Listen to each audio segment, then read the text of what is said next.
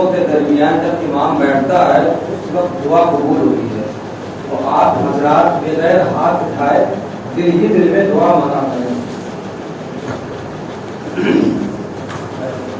अल्हम्दुलिल्लाह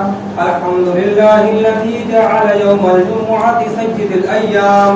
ولا نعبد ولا نستعين إلا إياه وهو الذي فرض صلاة الجمعة بقوله تعالى إذا نودي للصلاة من يوم الجمعة فاسعوا إلى ذكر الله والصلاة على محمد وسيد الأنام وعلى آله وأصحابه الكرام خصوصا على أفضل البشر بعد الأنبياء بالتحقيق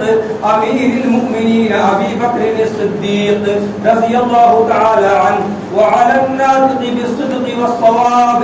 أمير المؤمنين عمر بن الخطاب رضي الله تعالى عنه